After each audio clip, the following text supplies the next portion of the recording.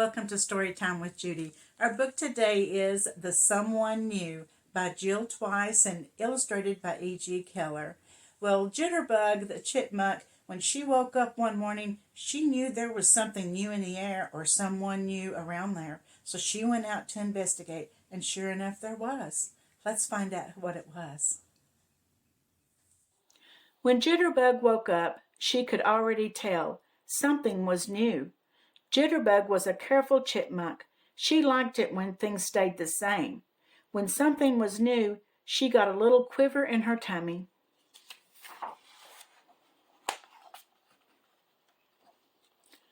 What is this something new, she wondered. Is it Toast the butterfly? No.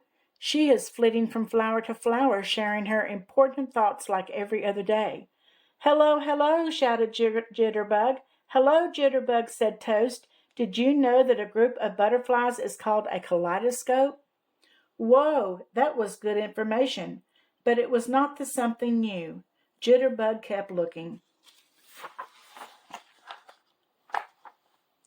Is it Geezer the goose or Duffles and Nudge the otters? She wondered. No, they are splashing in the river just like always. Hello, hello, hello, shouted Jitterbug. Honk, honk, honk, said Geezer, who sounded grouchy even when he wasn't. Good day to you, Jitterbug, said Duffles. Did you hear the thunderstorm last night? It just, said Nudge. Missed our forest, said Duffles. Whoa, that was good information. But Duffles and Nudge were best friends. They always finished each other's thoughts. That was not something new. Then Jitterbug saw something she had never seen before. It was both hard and soft. It was both round and even more round. It was something new. No, wait. It was someone new, and that someone new was moving toward them very slowly. Hello, hello, hello, Jitterbug said nervously.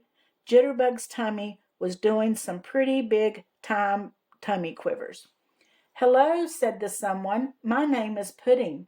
Hello, Pudding, said Toast. Did you know that butterflies taste with their feet? Hello, and how do you do, said Nudge. Excuse us for asking, said Duffles, but what exactly are you? Whispered Nudge. After a long pause, Pudding said, I am a snail. I am from the garden over the big hill. Whoa, that was good information. Jitterbug had never seen a snail before. A snail was definitely something new. Why did you leave your garden and come here, said Jitterbug.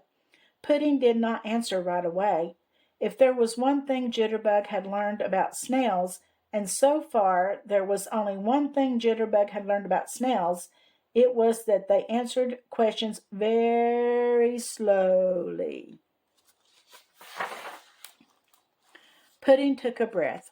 Last night there was a big storm and my garden flooded. Everything around me washed away and I was left all alone. I squished all the way here to be safe. I want to stay here. With us, said Jitterbug cautiously, in our forest? Pudding nodded. But, said Jitterbug, thinking loudly, but what if there are not enough acorns for all of us? What if everyone decides that squishy snails like Pudding are nicer than furry chipmunks like me? What if everything is different? Jitterbug's tummy quivers were turning into tummy cartwheels. Pudding had just opened his mouth to answer when...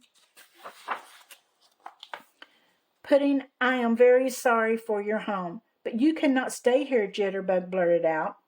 Pudding looked at Jitterbug, looked back toward his old garden, and then quietly began to squish back the way he had come. Everything was going to stay the same. Jitterbug's tummy relaxed until... She looked up and saw her friends. What, said Jitterbug. Did you know that I was new once, spluttered Toast. I used to be a caterpillar. Honk, honk, honk. I was also new once, said Geezer.